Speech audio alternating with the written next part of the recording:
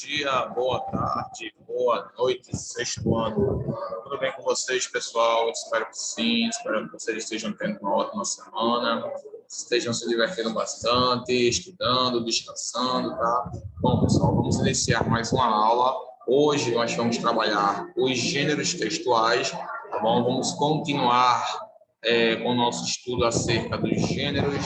Nós já estudamos aí a parábola na última aula, finalizamos esse gênero textual e hoje nós iniciaremos um outro gênero textual. Muito bom, por sinal, para falar a verdade, é um gênero muito interessante.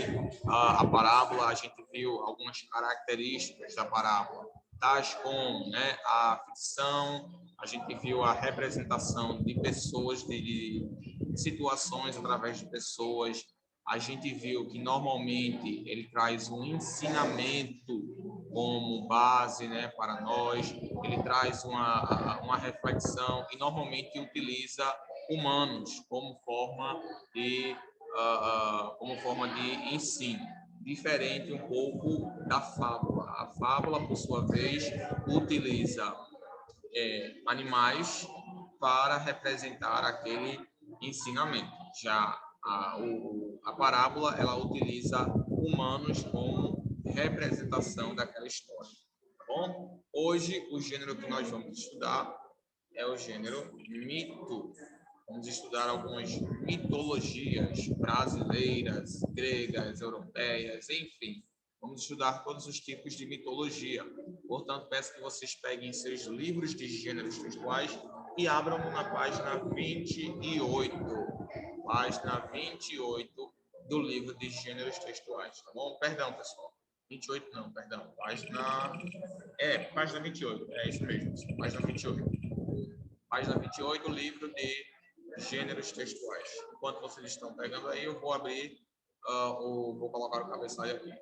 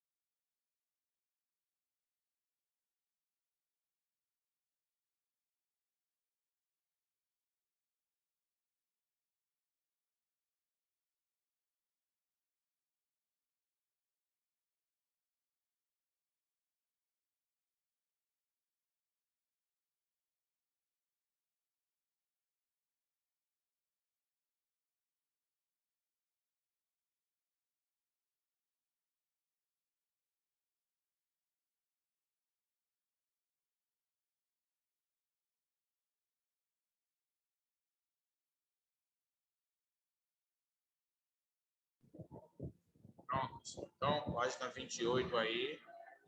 Como vocês já abriram aí. Vamos lá. Página 28, gêneros textuais. Beleza? Vou compartilhar a tela aqui com vocês.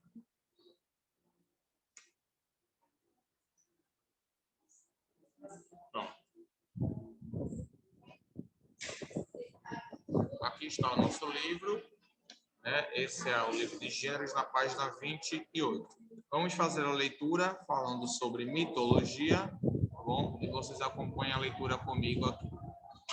Primeiramente, mitologias. Mito, que vem do grego mitos, é uma narrativa de caráter simbólico e magético, relacionada a uma dada cultura que procura explicar e demonstrar, por meio da ação e do modo de ser das personagens, a origem das coisas, do mundo, dos homens, dos animais, das doenças, dos objetos, das práticas de caça, pesca, medicina, entre outros. Do amor, do ódio, da mentira e das relações, seja entre homens e mulheres, homens e homens, homens e mulheres e mulheres, humanos e animais, enfim, de qualquer coisa fantasiosa que seja. O mito está associado ao rito. O rito é um modo de se pôr em ação o mito na vida do homem, em cerimônias, danças, orações e sacrifícios.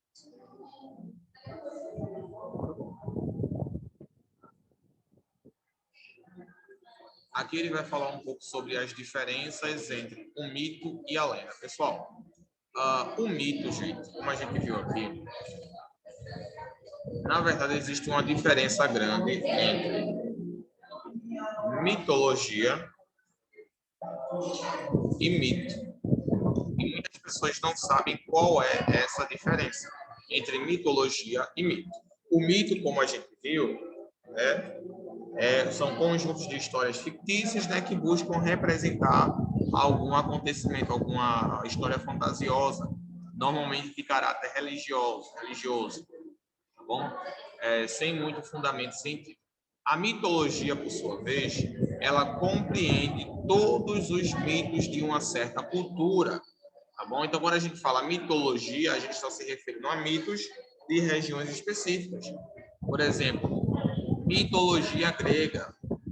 Então, a gente está tratando dos mitos da Grécia.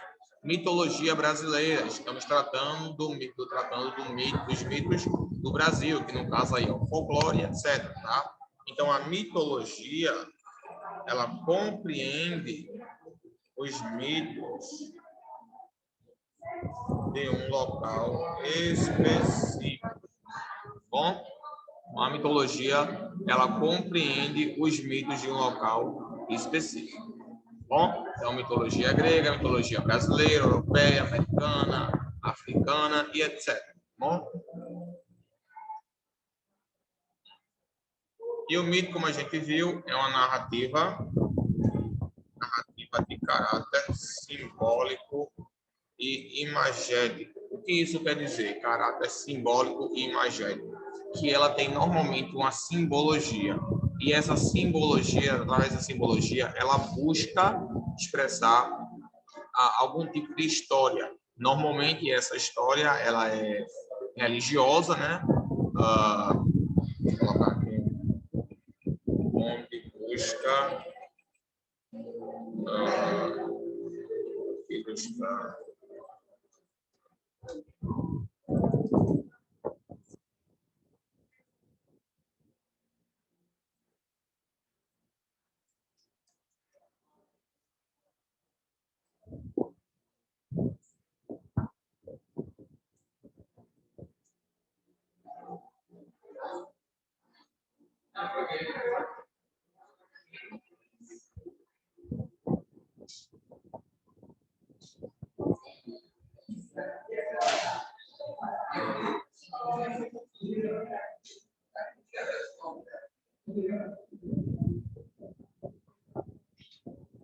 Pronto.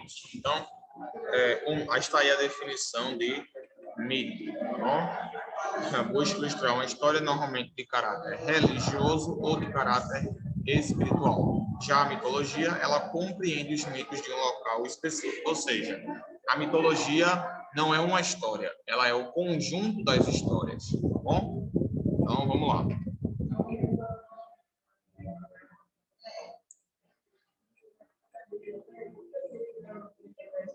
Pronto. Aqui a gente tem, pessoal, a diferença entre mito e lenda, que muita gente não sabe diferenciar, tá? Mas existe uma diferença bem nítida entre o mito e a lenda.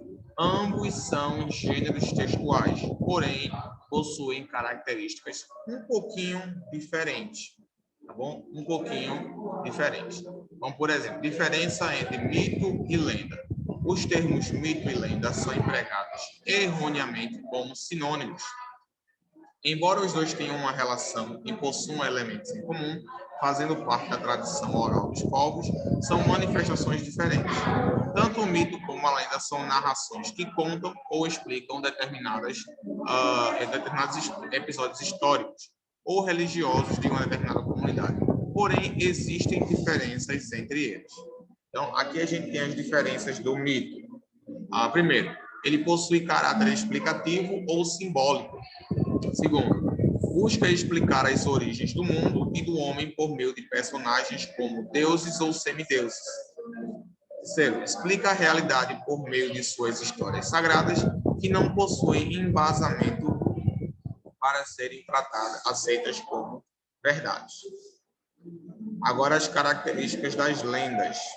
São relatos folclóricos transmitidos oralmente, com o objetivo de explicar acontecimentos misteriosos ou sobrenaturais.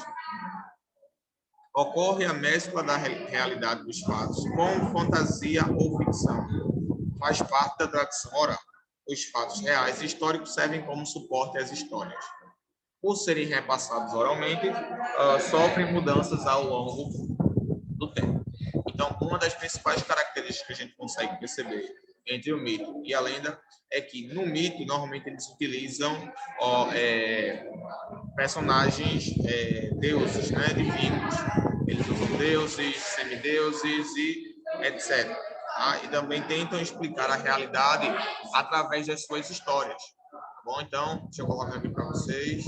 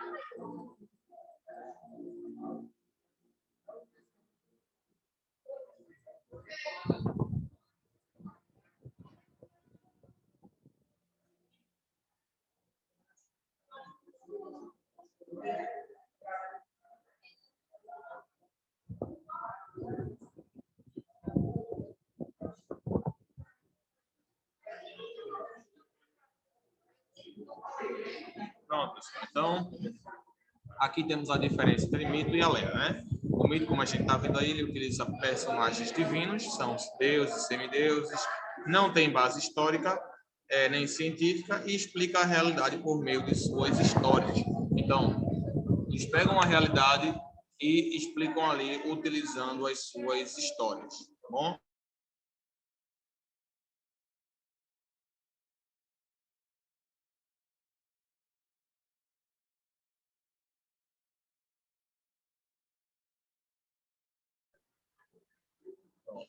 Já as lendas utilizam personagens mundanos, até mesmo animais, né? E são normalmente transmitidos oralmente, portanto, podem sofrer mudanças temporais e são baseados na cultura do local. Gente, a lenda ela é muito regional. Tanto é que, se vocês pararem para perceber, em alguns casos específicos, em alguns locais, existem várias formas de várias formas de contar uma mesma lenda.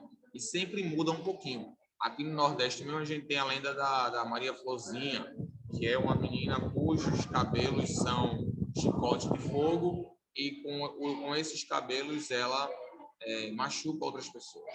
Tá? Então, a gente tem essa lenda da Maria Florzinha. A gente tem outros locais, a lenda do Saci Pererê, que protege a floresta, impedindo que caçadores entrem para deflorestá-la. Então, baseado no local e na cultura é que essas lendas vão surgir, tá bom? São baseadas na cultura do local. Portanto, elas variam. Já o mito, normalmente, ele é baseado em coisas religiosas portanto, ele não sofre muita alteração temporal, ou seja, diacrônica. Ele não sofre muita alteração no tempo, porque são mais fixas do que as lendas. As lendas são muito flexíveis, elas são adaptadas de acordo com o local. Tá bom, pessoal?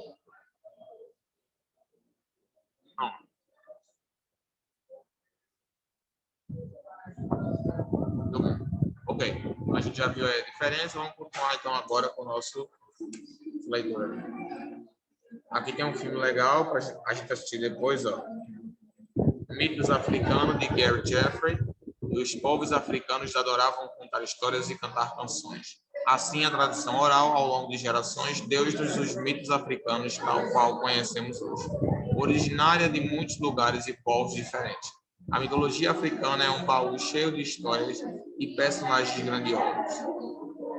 30 conceitos essenciais para a criança, Anita Ganelli. 30 mitos de vários povos. E a Imó, de Reginaldo Prandi. Imagine se encontrar de uma hora para outra em um mundo totalmente desconhecido, onde você não conhece ninguém e ninguém demonstra saber quem você é. Ela não sabe mais o próprio nome nem estrela de sua família. Está sozinha e não tem a quem pedir socorro. Por isso, aliás, ganha o nome de Aimó, a menina que ninguém sabe quem é.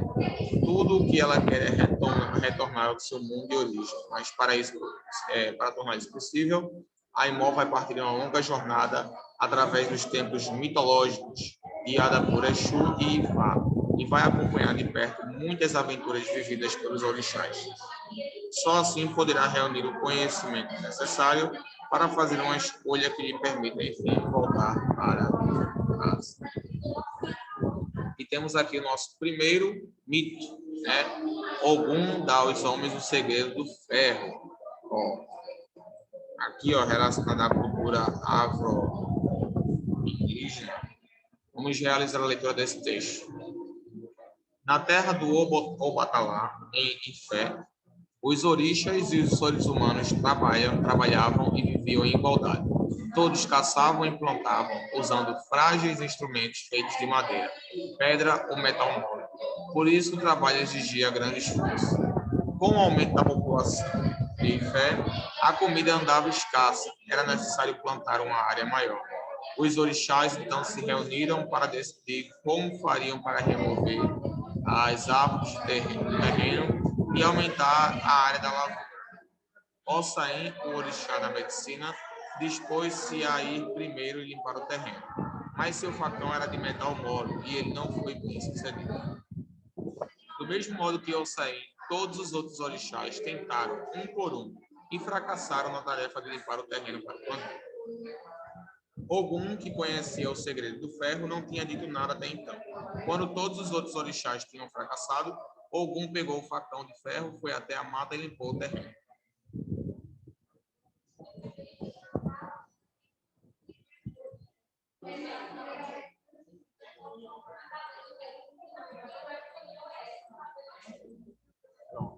Os orixás, admirados, perguntaram a Ogum de que material era feito tão resistente o facão. Ogum respondeu que era de ferro, um segredo recebido de Oromilá. Os orixás invejaram Ogum pelos benefícios que o ferro trazia, não só para a agricultura, como a caça e até mesmo para a guerra. Por muito tempo, os orixás importunavam Ogum para saber do segredo do ferro, mas ele mantinha o segredo do ferro só para si. Os orixás decidiram então oferecer-lhe o reinado em troca de que ele lhes ensinasse tudo sobre aquele metal tão resistente. Ogum aceitou a proposta. Os humanos também vieram a Ogum pedir-lhe o ensinamento do ferro. E Ogum lhe deu o conhecimento da forja, até o dia em que todo caçador e todo guerreiro tiveram sua lança de ferro. Mas apesar de Ogum ter aceitado o comando dos orixás, antes de tudo ele era um caçador. Certa ocasião, saiu para caçar e passou muitos dias fora numa difícil temporada. Quando voltou da mata, estava sujo e maltrapilho. Os orixás não gostavam de ver seu líder naquele estado. Eles o desprezaram e decidiram destituí-lo do reinado. Ogum se decepcionou com os orixás, pois, quando precisaram dele para o segredo da forja, eles o fizeram rei, e agora diziam que não era digno de governá-los. Então Ogum banhou-se vestiu com folhas de palmeiras desfiadas, pegou suas armas e partiu. Num lugar distante chamado Irê, construiu uma casa embaixo da árvore de Acoco e lá permaneceu. Os humanos que receberam de Ogum o segredo do ferro não o esqueceram. Todo mês de dezembro celebram a festa de Yu-de Ogum, caçadores, guerreiros, ferreiros e muitos outros. Agora o vocabulário baseado nessa mitologia africana. Obatalá é de acordo com eles, é o criador do mundo, dos homens, animais e das plantas. Ifé é uma cidade antiga iorubá, no estado de Osun, no sudoeste da Nigéria. Orixá é nome comum e genérico atribuído às divindades africanas.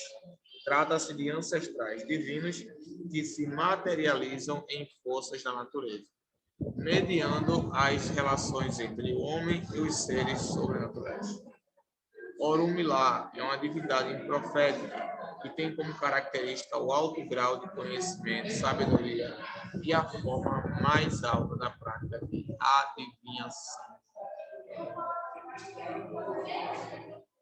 Pronto. Aqui temos ainda falando sobre essa mitologia de Yorubá, né? A mitologia dos Yorubás engloba toda a visão de mundo e as religiões dos Yorubás, tanto na África, principalmente na Nigéria e na República de Benin, quanto no Novo Mundo, onde influenciou ou deu nascimento a várias religiões, tais como a Santéria em Cuba e o Candomblé no Brasil. Em acréscimo ao transplante das religiões trazidas da terra natal, a mitologia iorubá é definida por Itan de Ifá, ou seja, o conjunto de mitos, contos e celebrações. Mito da criação do Yorubá. Na mitologia iorubá, o deus supremo é o Olorum, também chamado de Olodumaré. Não aceita oferendas, pois tudo que existe e pode ser ofertado já lhe pertence, na qualidade de criador de tudo que existe, em todos os espaços do Orum. Ok, pessoal? Então, a gente fez aqui uma reflexão acerca da religião afro-indígena. Falamos aqui sobre algumas características do mito, da mitologia também afro-indígena, que é o Olodum, Orixás. A gente entendeu essas nomenclaturas e todas essas histórias fazem parte da mitologia africana. A mitologia africana. Por isso nós falamos afro-indígena, pois tem referências indígenas e referências africanas, tá bom? Então, essa foi a nossa aula sobre gêneros, sobre o mito, para ser mais específico. Espero que vocês tenham compreendido, espero que vocês tenham entendido a diferença entre mito e lenda, mitologia e mito, tá? E agora que vocês sabem como utilizá-lo e como realizar o mito, a gente também vai produzir, vamos ter essa atividade aqui de produção do mito, baseada em uma história da sua comunidade ou da sua cultura, tá bom? Então, próxima aula a gente vai trabalhar isso, beleza, gente? Vejo você na nossa próxima aula, Gêneros Textuais, na semana que vem. Tenham uma boa semana, um bom descanso para vocês. Qualquer dúvida que vocês tiverem, vocês podem me consultar no WhatsApp, que eu estou à disposição de vocês, tá bom? Peço também que vocês copiem essas anotações aí no caderno de vocês. Não esqueçam também de colocar a data de hoje, tá bom? Coloquem a data, né? No caso aí, 15/4/2021. E copiem e passem para o caderno de vocês. Bom, vejo você na próxima aula. Boa semana, bons estudos. Deus abençoe e até a próxima. Vou deixar aqui 30 segundos e depois eu vou finalizar a transmissão. Tchau, gente. Até a próxima aula.